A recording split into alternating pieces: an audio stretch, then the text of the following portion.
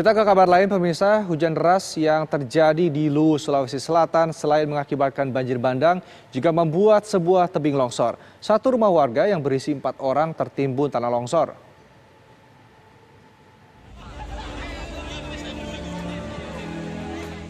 Petugas gabungan dibantu warga terus berupaya membersihkan material tanah longsor yang terjadi di Desa Ilan Batu, Kecamatan Walenrang Barat, Luwu, Sulawesi Selatan. Hujan deras hari Minggu kemarin, selain mengakibatkan banjir bandang, juga membuat sebuah tebing longsor. Selain menutupi jalan kampung, material longsor juga menimpa sebuah rumah. Diduga 4 orang yang ada di dalam rumah tertimbun longsor. Tim SAR gabungan berhasil mengevakuasi 1 jenazah korban, sementara 3 jenazah lainnya masih dalam proses pencarian.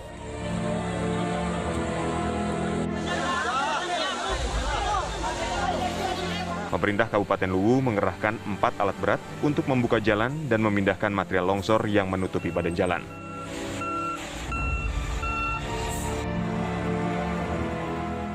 Jalan poros Ilan Batu Walmas sebagian sudah dapat dilalui oleh kendaraan.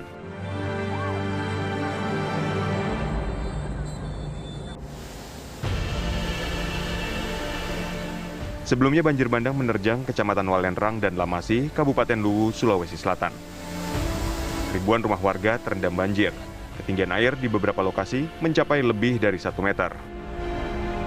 Banjir ini terjadi akibat hujan dengan intensitas tinggi mengguyur wilayah Luwu pada hari Minggu kemarin. Luapan air sungai menghanyutkan sejumlah rumah warga yang berada di bantaran sungai.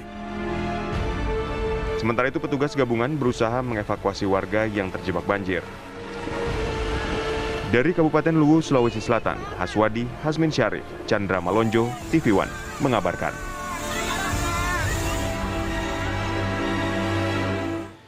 Dan untuk mengetahui bagaimana kondisi banjir di Luwu, Sulawesi Selatan saat ini, kita sudah terhubung dengan BPBD Luwu, Sulawesi Selatan, Bapak Aminuddin yang merupakan sekretaris dari BPBD Luwu. Selamat pagi, Pak Aminuddin. Selamat pagi, Pak. Baik, Pak Aminuddin, benarkah ada 6 kecamatan dan 12.000 warga yang saat ini masih terisolir akibat banjir di sana? Iya, untuk yang terisolir itu akibat longsor. Jadi untuk longsoran ini ada 2 kecamatan. Yang pertama di daerah Santandung itu sudah bisa dilalui oleh kendaraan roda 4. Namun masih ada 1 titik lagi agak ke dalam kurang lebih 30 km. Sementara untuk Walenrang Barat ini masih kurang lebih 30 titik, termasuk titik yang rumah yang tertimpa longsor kemarin yang korban meninggal sudah ditemukan semua 4 orang oleh tim gabungan. Baik, berarti saat ini yang masih terisolasi ini berapa wilayah dan berapa warga, Pak, diperkirakan? Untuk yang terisolasi ini akibat longsoran di Kecamatan Walenrang Barat itu ada 6 desa.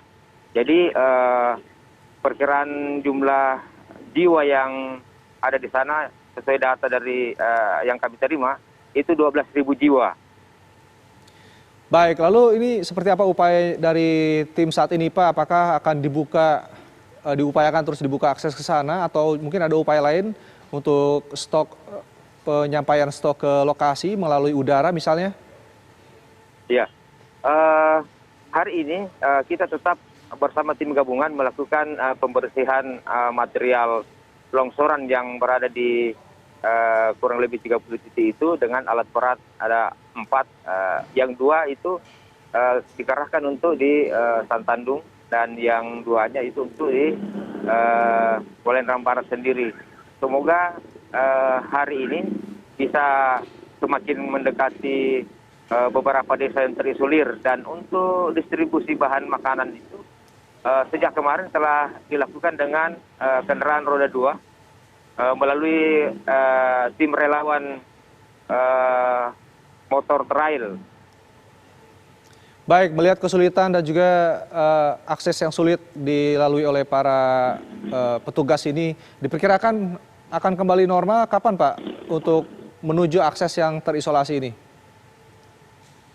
Diupayakan untuk paling cepat seminggu ini, karena jalurnya yang memang berada di tebing gunung yang tanahnya masih labil, dikhawatirkan setelah lakukan pembersihan dan akan terjadi lagi longsor susulan. Jadi untuk hari ini bersama tim gabungan masih tetap akan melakukan pembersihan di daerah Walendrang Barat.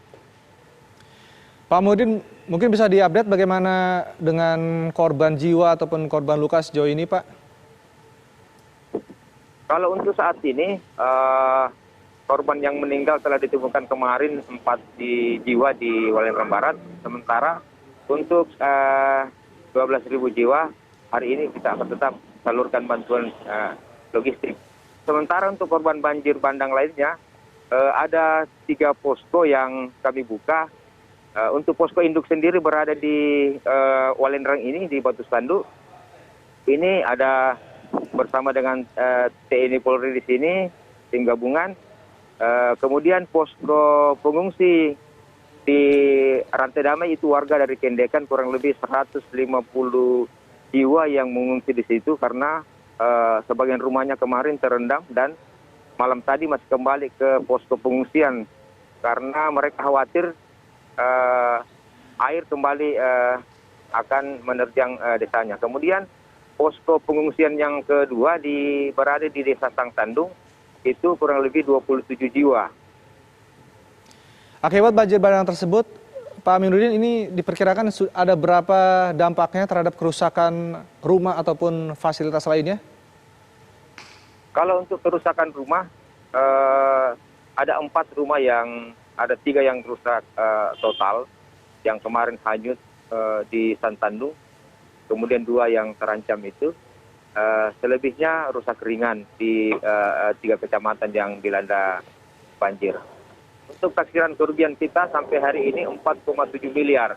Ini masih asesmen di lapangan teman-teman dari tim gabungan. Baik, terima kasih Pak Aminuddin telah berbagi informasi langsung dari Luwu, Sulawesi Selatan, dan kami harapkan segala upaya dari tim bisa membuahkan hasil dan akses kembali bisa membuka wilayah yang terisolasi.